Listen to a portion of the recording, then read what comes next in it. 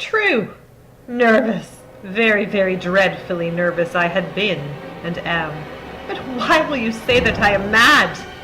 The disease had sharpened my senses, not destroyed, not dulled them. Above all was the sense of hearing acute. I heard all things in the heaven and in the earth. I heard many things in hell. How then am I mad? Hearken and observe how healthily, how calmly I can tell you the whole story. It is impossible to say how first the idea entered my brain, but once conceived, it haunted me day and night. Object, there was none. Passion, there was none.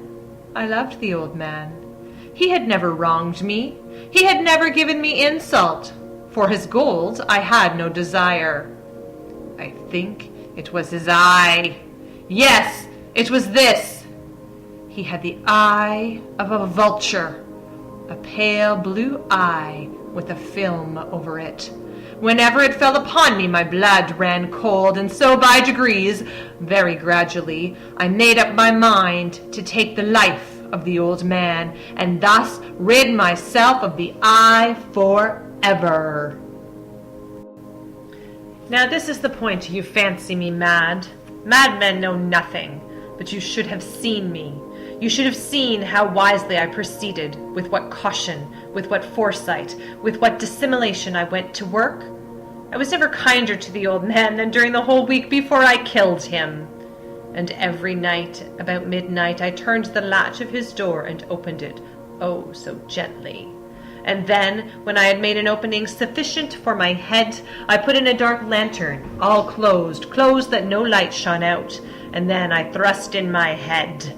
Oh, you would have laughed to see how cunningly I thrust it in. I moved it slowly, very, very slowly, so that I might not disturb the old man's sleep. It took me an hour to place my whole head within the opening, so far that I could see him as he lay upon his bed. Would a madman have been so wise as this? And then, when my head was well in the room, I undid the lantern, cautiously, oh, so cautiously, for the hinges creaked. I undid it just so much that a single thin ray fell upon the vulture eye. And this I did for 7 long nights, every night just at midnight. But I found the eye always closed, and so it was impossible to do the work, for it was not the old man who vexed me, but his evil eye. And every morning when the day broke, I went boldly into the chamber and spoke courageously to him, calling him by name in a hearty tone, and inquiring how he has passed the night. So you see, he would have been a very profound old man indeed to suspect that every night, just at 12, I looked in upon him while he slept. Upon the 8th night, I was more than usually cautious in opening the door. A watch's minute hand moves more quickly than did mine. Never before that night had I felt the extent of my own powers, of my sagacity. I could scarcely contain my feelings of triumph. To think that there I was, opening the door, little by little, and he not even to dream of my secret deeds or thoughts. I fairly chuckled at the idea, and perhaps he heard me, for he moved on the bed suddenly as if startled. Now you may think that I drew back, but no! His room was as black as pitch with the thick darkness, for the shutters were close-fastened through fear of robbers, and so I knew that he could not see the opening of the door, and I kept pushing it on steadily, steadily. I had my head in and was about to open the lantern when my thumb slipped upon the tin fastening, and the old man sprang up in bed, crying out, "Who's there?" I kept quite still and said nothing. For a whole hour I did not move a muscle, and in the meantime I did not hear him lie down. He was still sitting up in the bed listening, just as I have done, night after night, hearkening to the death watches in the wall.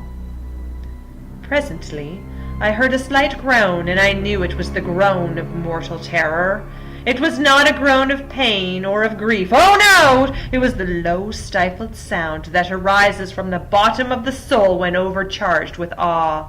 I knew the sound well. Many a night, just at midnight, when all the world slept, it had welled up from my own bosom, deepening with its dreadful echo the terrors that distracted me. I say I knew it well. I knew what the old man felt, and pitied him, although I chuckled at heart. I knew that he had been lying awake ever since the first slight noise when he had turned in the bed. His fears had been ever since growing upon him. He had been trying to fancy them causeless, but could not. He had been saying to himself, "It is nothing but the wind in the chimney. It is only a mouse crossing the floor. Or it is merely a cricket which has made a single chirp." Yes, he had been trying to comfort himself with these suppositions, but he had found all in vain. All in vain, because death, in approaching him, had stalked with his black shadow before him and enveloped the victim. And it was the mournful influence of the unperceived shadow that caused him to feel, although he neither saw nor heard, to feel the presence of my head within the room. When I had waited a long time, very patiently, without hearing him lie down, I resolved to open a very, very little, crevice in the lantern. So I opened it. You cannot imagine how stealthily, until at length a simple, dim ray, like the thread of the spider, shot from out the crevice and fell full upon the vulture eye. It was open, wide open, and I grew furious as I gazed upon it. I saw it with perfect distinctness, all a dull blue, with a hideous veil over it that chilled the very marrow in my bones. But I could see nothing else of the old man's face or person, for I had directed the ray, as if by instinct, precisely upon the damned spot.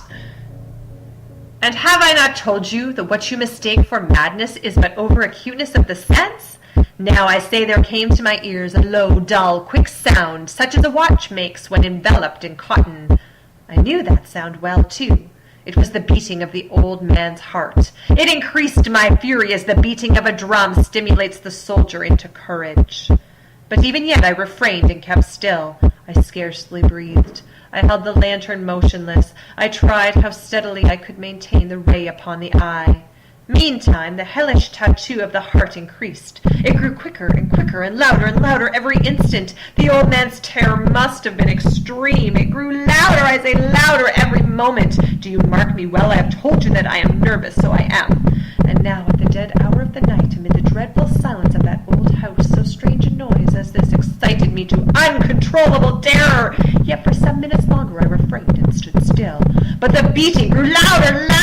I thought the heart must burst. And now a new anxiety seized me. The sound would be heard by a neighbor. The old man's hour had come. With a loud yell, I threw open the lantern and leaped into the room. He shrieked once only. In an instant I dragged him to the floor and pulled the heavy bed over him. I then smiled gaily to find the deed so far done. But for many minutes the heart beat on with a muffled sound. This, however, did not vex me. It would not be heard through the wall. At length it ceased. The old man was dead. I removed the bed and examined the corpse. Yes, he was stone dead. I placed my hand upon the heart and held it there many minutes. There was no pulsation. He was stone dead. His eye would trouble me no more. If still you think me mad, you will think so no longer when I describe the wise precautions I took for the concealment of the body. The night waned, and I worked hastily, but in silence. First of all, I dismembered the corpse. I cut off the head and the arms and the legs. I then took up 3 planks from the flooring of the chamber and deposited all between the scantlings. I then replaced the boards so cleverly, so cunningly, that no human eye, not even his, could have detected anything wrong. There was nothing to wash out, no stain of any kind, no blood spot whatever. I had been too wary for that. A tub had caught all. When I had made an end of these labors, it was 4 o'clock, still dark as midnight. As the bell sounded the hour, there came a knocking at the street door. I went down to open it with a light heart, for what had I now to fear? There entered 3 men who introduced themselves with perfect suavity as officers of the police. A shriek had been heard by a neighbor during the night. Suspicion of foul play had been aroused. Information had been lodged at the police office, and they, the officers, had been deputed to search the premises.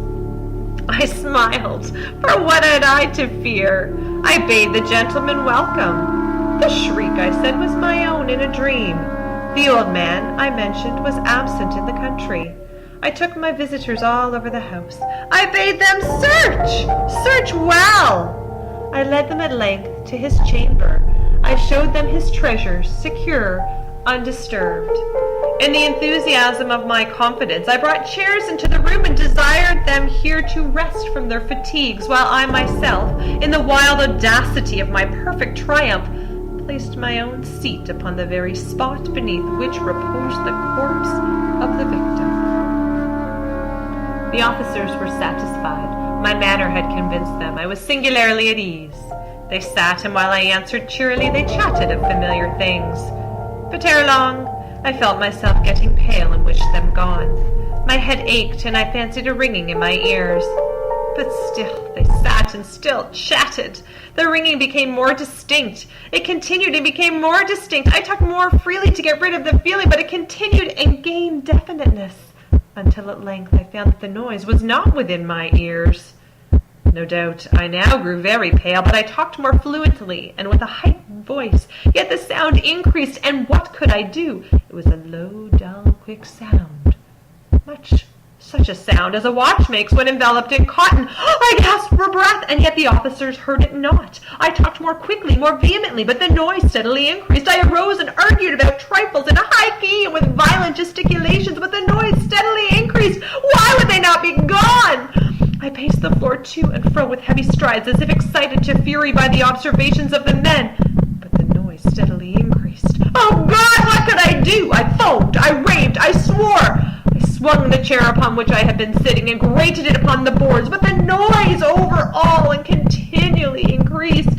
It grew louder, louder, louder, and still the men chatted pleasantly and smiled. Was it possible they heard not? Almighty God, no, they heard, they suspected, they knew! They were making a mockery of my horror. This I thought, and this I think, but anything was better than this agony. Anything was more tolerable than this derision. I could bear those hypocritical smiles no longer. I felt that I must scream or die, and now again, hark, louder, villains! I shrieked. Dissemble no more, I admit the deed. Tear up the planks. Here! It is the beating of his hideous heart.